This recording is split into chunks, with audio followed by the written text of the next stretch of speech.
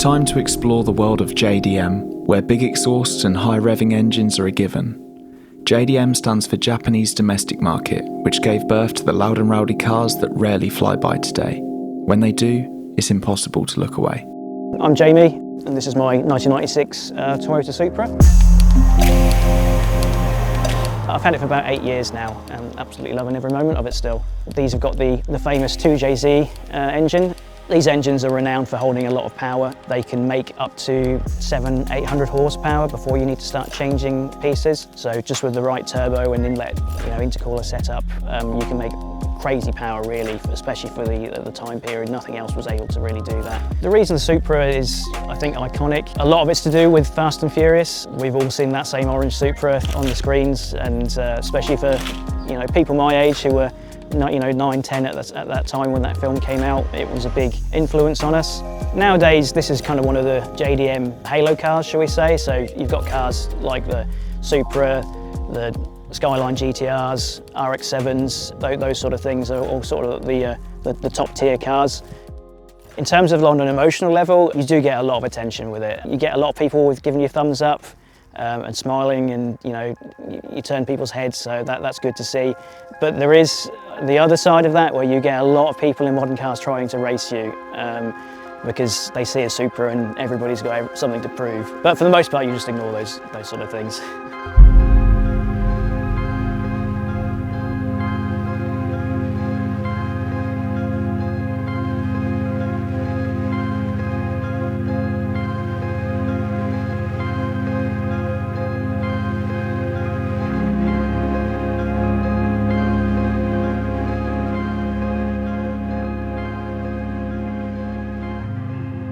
I think 90s cars in general are great because they're that crossover between like analog and the digital world. So you get a lot of driving feedback, but you get a lot of modern day reliability as well. It's a really good car for long road trips. A lot of people would think of this as a drag car or super sports car, but really they were designed as GT cars, meant to do sort of cross continents and things like that. So it's good for a long road trip. I've taken it up to Scotland, all corners of the country really. So it is great for all that. It just racks up the miles. Now that a lot of us millennials have got to that age where we can afford these sort of things, we do want the cars from our youth. In terms of like Japanese cars from the 90s, a lot of them have seen a huge surge in popularity recently as they become 25 years old. If you're desperate to have a car like this, try and make it happen.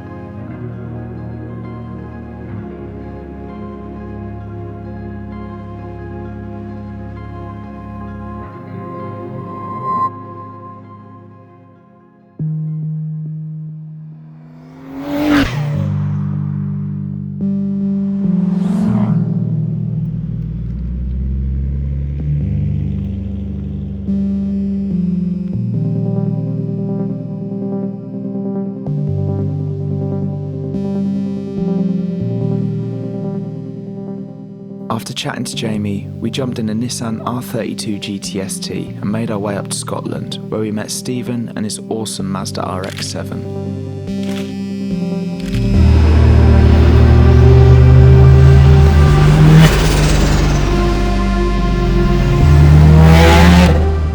I'm Steve, I'm from Edinburgh, and I'm driving my 1993 Mazda RX7.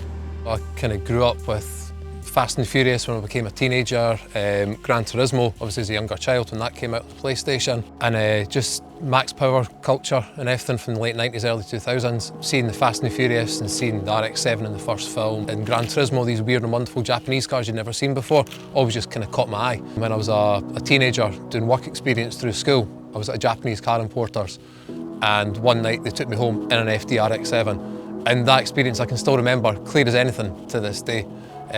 And I remember hopping out and just thinking, I need to have one of these one day. Like, it's just, I need to own one.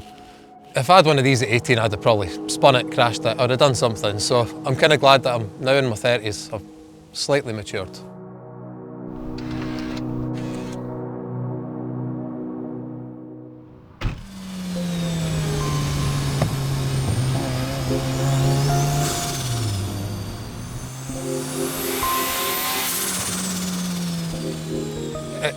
It's a bit kind of cliche, but it just puts a smile on your face. Just a bit of exhilaration, adrenaline, because it does throw you back in the seat. Once you're kind of higher up the revs and the turbo's spooled up and everything, yeah, it does throw you back in the seat, so you do get that proper kind of adrenaline rush. That inner child just loves it. It makes a racket, it's just, yeah, it's just that kind of assault on the senses. This thing pops flames and pops and bangs and stuff like that, and it's just that big stupid grin you get on your face when you lift off the throttle, you hear the big pop, and your mate says, that shot a big massive flame. It's kind of what these things are all about, really.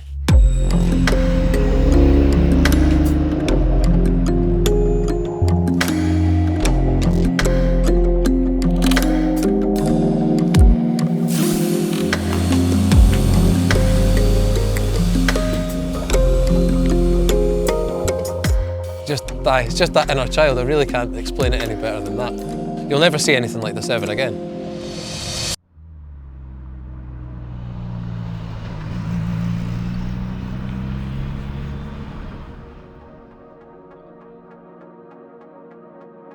You've come out of the 80s where things were a bit unreliable, technology wasn't quite there. You're suddenly hit with all this nice new, kind of sturdier, more reliable technology. But you can still work on it, it's not overcomplicated. It is just kind of the perfect blend of they're modern enough, but they're not kind of too complicated and too computer-based and all that. So you can actually still do bits with them, modify them, fix them yourself and stuff. I mean, obviously this looks like nothing else, but even like with regards to Toyota, the Supra doesn't look anything like this, but they were competitors. Like everything did stand alone. Whereas yeah, now it just all feels like it's one product just rebadged and sold in a different garage. It's not a case of somebody's posted a picture from a car show and then suddenly, without context, nobody knows who you are, like anything about it. People just start slating it. I've seen it all the time on Facebook pages and bits and pieces like that. It might not be somebody else's taste, it might not be my taste, but that person spent time and money and effort and they like it. And really, if they like it, that's the main thing. It doesn't really matter what anyone else thinks. They are just of an era where it wasn't so much about cost cutting on a build, it was let's make something good, let's make something fun and fast, let's build the best car we can. Things like this are the result and they stand the test of time.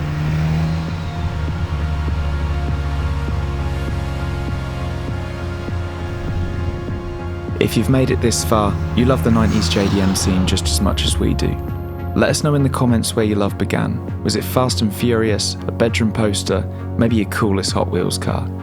Make sure you're subscribed to Influx so you don't miss out on episodes 5 and 6, where we're diving into rally and motorsport.